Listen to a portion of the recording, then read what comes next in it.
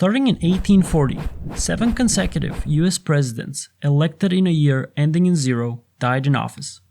The first president to break this supposed curse was Ronald Reagan, elected in 1980. Even though Reagan was shot early in his presidency, he managed to finish both of his terms, which according to some, ended the curse.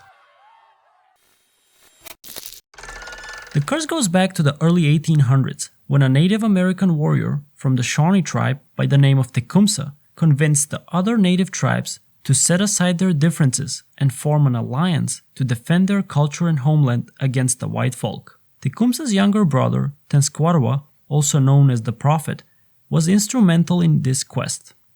Through a series of predictions, one of which being predicting a full solar eclipse, Tenskwatawa earned himself the trust of the natives and a followership which culminated with the formation of Prophetstown in present-day Indiana. With the two Shawnee brothers in charge, Prophetstown grew rapidly in size. Warriors from all over the continent joined their cause. The large native population of Prophetstown made the white settlers in Ohio and the Indiana Territory nervous, so they demanded the government to do something to protect them. Back then, it wasn't uncommon for elected officials to lead armies into battle, so the governor of the Indiana Territory, William Henry Harrison, assembled an army of 950 men and in the fall of 1811 headed for Prophetstown. At the time, Tecumseh was away, so his brother Tenskwatawa took command of their forces. Tenskwatawa was not an experienced military commander and made the mistake of attacking Harrison's camp on the morning of November 7th, which became known as the Battle of Tippecanoe. Both sides suffered heavy losses. However, the morale of the native warriors was harmed the most, since Tenskwatawa had assured his warriors that his spells will make them immune to gunfire, which of course was not the case. In the coming days, Tenskwatawa was labeled a false prophet by his own followers, and Prophetstown was completely abandoned and later burned to the ground by Harrison's forces. According to the legend, after the defeat in the Battle of Tippecanoe, Tenskwatawa told his followers, "Harrison will die, I tell you, and after him, every great chief chosen every 20 years thereafter will die." The first president to fall victim to the curse was no one else but Harrison himself, who was elected president in 1840, almost 30 years after the curse was supposedly put. After giving a long inaugural address on a cold and windy day, he caught a serious cold which turned into a severe pneumonia that ended up taking his life. He was in office for only 30 days, from March 4th to April 4th, 1841, by far the shortest serving president. The next victim was President Abraham Lincoln, who was first elected in 1860 and, as we all know, was assassinated in 1865 during his second term.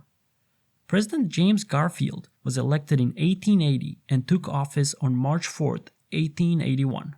Within 4 months, on July 2nd, 1881, he was shot, which eventually led to his death. The shooter was later hung for his crime in 1882. Fast forward 20 years, on September 6, 1901, President William McKinley was shot and died 8 days later. Next was Warren Harding, who was elected 29th President of the United States in 1920. Unlike Lincoln, Garfield, and McKinley, who were all assassinated, Harding died from a heart attack in 1921, only a few months after taking office. At this point, the pattern of presidential deaths every 20 years was too obvious not to be noticed. In 1931, the book series, Ripley's Believe It or Not, was the first documented source that noted the pattern and termed it the Curse of Tippecanoe.